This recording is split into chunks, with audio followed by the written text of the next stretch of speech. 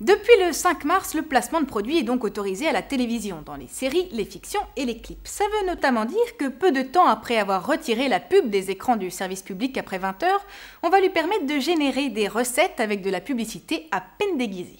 Et on parle quand même de 60 millions de recettes à l'horizon 2012, c'est-à-dire beaucoup plus que les recettes générées par le placement de produits au cinéma. Alors quelles conséquences cette loi va avoir sur nos programmes télé? Les réponses données par François Saltiel. And from the looks of that C4, we've only got about 15 seconds. Okay, just take a chill, crack a Pepsi, and refresh everything. Are you sponsored by Pepsi or something? What? 5 seconds, MacGruber. Okay, I better get to work on this, baby. After this.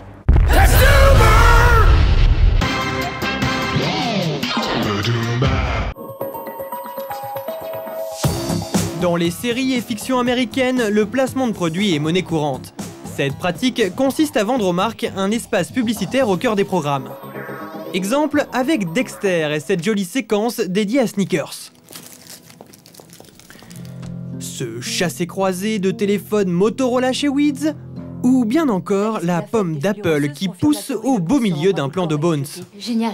C'est génial, mais jusqu'à présent, la terrasse de Plus belle la vie, comme les autres fictions françaises, n'avait pas droit au placement de produits. La preuve, ici, même les verres sont vides. C'est ce métier que je veux faire. Mais le 5 mars dernier, une loi est passée autorisant le placement de produits dans les clips, fictions et séries télévisées françaises. Place to be a Media est une agence spécialisée qui vient d'ouvrir pour l'occasion. Son objectif, intégrer des marques dès la lecture du scénario. Cette étape porte un nom, le dépouillement. Ici, nous sommes en pleine séance de travail sur une prochaine fiction de TF1 en prime time. Donc Grégoire propose de rentrer l'adresse dans le GPS afin qu'il puisse le ramener chez lui. D'accord. On a une visibilité insistante sur le produit, avec une manipulation du produit. Oui, et pourquoi ne pas utiliser une console de jeu qui aurait effectivement peut-être... Ouais, on peut peut-être essayer de le détourner. Mais attention, cette ouverture ne se fait pas sans règles, et c'est le CSA, Conseil supérieur de l'audiovisuel, qui a la dure charge de les faire appliquer. Un placement de produit ne doit pas apparaître de façon injustifiée.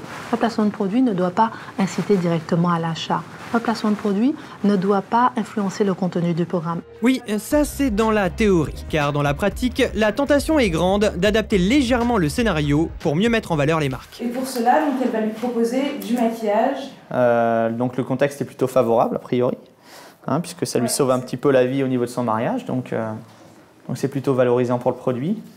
Donc qualitatif.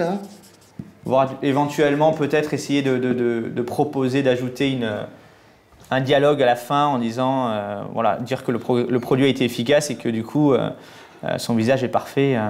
Oui, ça c'est grâce à ça. Ouais. Voilà.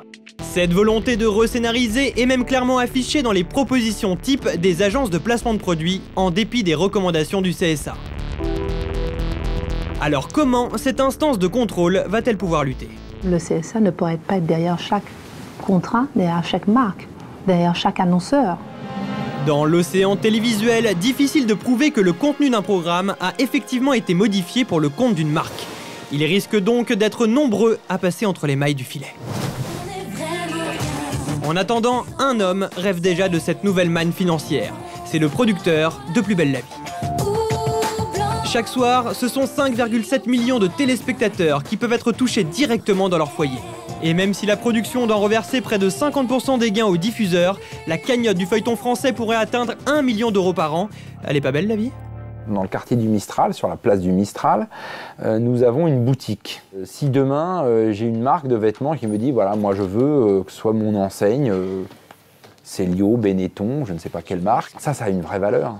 Oui, puisque ça sera un lieu récurrent. Ce sera un lieu récurrent, très, très visible. Donc là, ouais, on peut aller jusqu'à 100 000 euros. Ah, ça le dépassera même, oui. Il roule ma poule. Question placement de produits, Plus belle la vie n'en est pas à son coup d'essai. La production avait contourné la loi en 2007 en habillant tous ses personnages avec les vêtements Kell. La marque était invisible sur petit écran mais bien présente sur internet. L'internaute consommateur pouvait alors acheter tout ce qu'il voyait dans la série, canapé compris. Kell a augmenté ses ventes de 200%, les héros de Plus belle la vie se révélant de magnifiques prescripteurs. Bon, c'est bien joli, ces fictions qui se transforment en vitrine publicitaire, mais qu'en est-il des auteurs et des réalisateurs? Ont-ils encore leur mot à dire? Aujourd'hui, nous, les auteurs, on ne peut pas s'opposer à un placement de produit. Pour une raison très simple, c'est que nos contrats vont être établis de telle sorte qu'ils vont nous obliger à obtempérer aux obligations prises par les producteurs et les diffuseurs, c'est tout. Et le vrai producteur des films, ça sera l'annonceur. Puisque c'est lui qui dira s'il met de l'argent ou pas dans ce film et que ce film se fera à cause de son argent ou pas. À l'origine, le placement de produits devait rendre les fictions plus réalistes en permettant d'intégrer les marques aux histoires.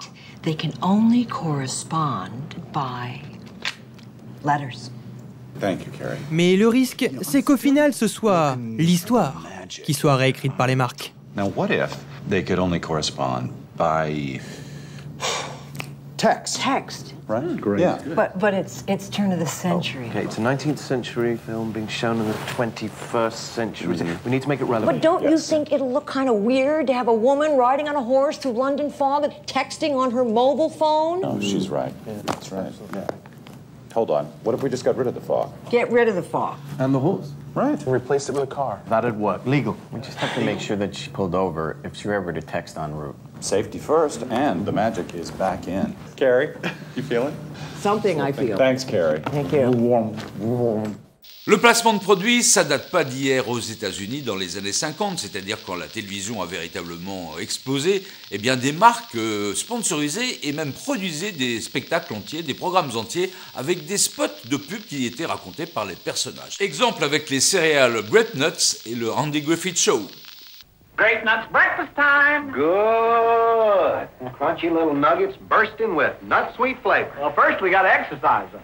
Do we have to? That's our agreement. We got to keep slim and trim. It helps to eat the right kind of foods, like a post-Grape Nuts breakfast. I do, honest. And we got to exercise. How all? You want your post-Grape Nuts? Barn. Come on. A Grape Nuts breakfast fills you up, not out. Up, not out. Fills you up, not out. Fills you up, not out. Fills you up, not out. Fills you up, not out. Fills you up, not out. Fills you up, not out. Delicious.